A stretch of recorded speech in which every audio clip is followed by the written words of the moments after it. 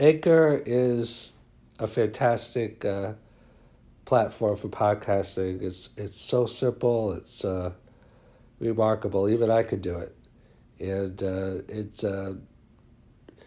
free distribution, free recording, easy, simple, elegant to use framework, great tools.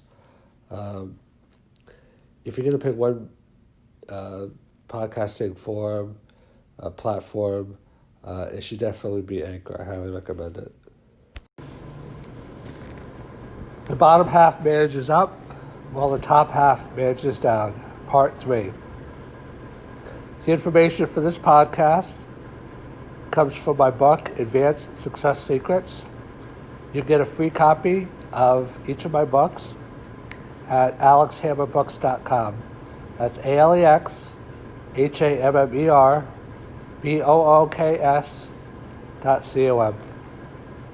So this part 3 picks up obviously where part 2 left off. I'm an autonomous being apart from what my parents or others want from me. As I get older, I pick my own clothes. I pick my own friends. If my parents don't like it, sometimes so much the better. I have more confidence to do this when I know that my parents love me and won't abandon me. If I don't feel that, then I may become overly dependent and fearful and timid so that they do not abandon me, or in bad cases, abuse me, etc. I may overcompensate in the other direction by acting out my distress, doing more reckless or destructive or self-destructive behaviors. I could get into a power struggle with my parents. You see how strong this need to develop an autonomous sense of self is. At some level, we must realize that our future survival extends beyond our parents and into our own ability to survive outside of them. So we better get to work on ourselves. Unfortunately, however, it seems in order to bolster ourselves as we work to do this, we have to go a little topsy-turvy in our view of the world, feeling that we are more capable than we really are. Hence, the greatest confidence of our younger years, tempered later by experience, may be viewed as a sense of overconfidence. But overconfident into the adult world we go. They have done research on optimism and have found that optimistic people are significantly less realistic in their perceptions than our pessimistic individuals, but also significantly more successful as well. Optimistic people are much more resilient and persistent, likely because they believe in the best outcome, even if they are overrating their skills, as optimistic people have been shown by research to do. But maybe this result also bears out that we have to be a little bit unrealistic in order to keep going. If we saw and focused on everything that can and sometimes will go wrong, then maybe we'd never even start out in the first place, or give up more easily along the way. Perhaps optimism, or blind faith if you will, is sort of a gift that allows us to persevere much more than we otherwise would, solving problems and overcoming obstacles in the process. When we're younger, we sometimes don't know enough not to give up.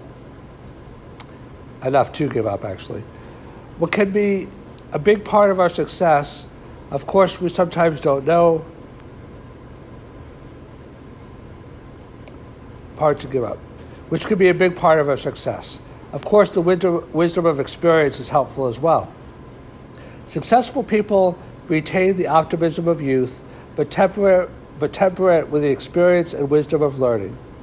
If we remain overly optimistic in our later years, we may be in for a heap of pain over time, but conversely, if we become resigned and pessimistic based upon our losses or failures over the years, that will also limit our success in the future. Somehow, we have to be able to simultaneously see the best, but recognize the worst.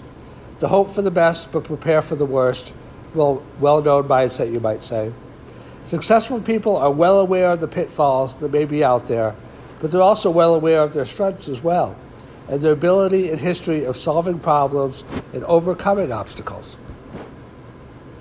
Perhaps their continuing confidence, while tempered, is still strong, not because they think that success will be easy, but because they realize that they can persevere and continue towards their goals, even when success is difficult.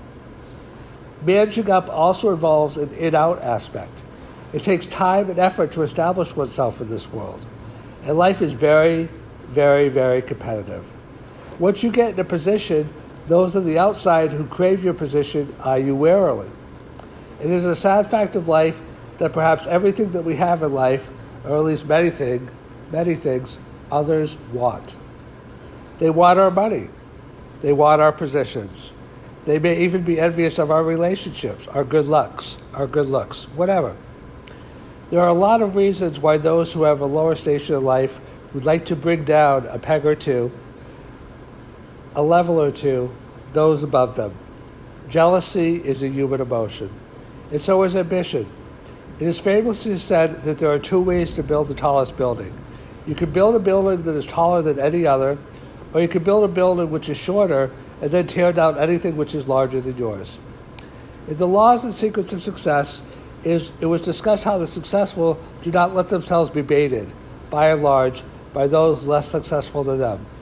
And they also have a lot of institutional support to have their back as well. Everything from the legal field to the legislature, etc. Successful people have mastered their own behavioral responses to such a degree that they very carefully pick their battles and have learned to let those less than successful than them just wear themselves out in futile attacks. End of part 3.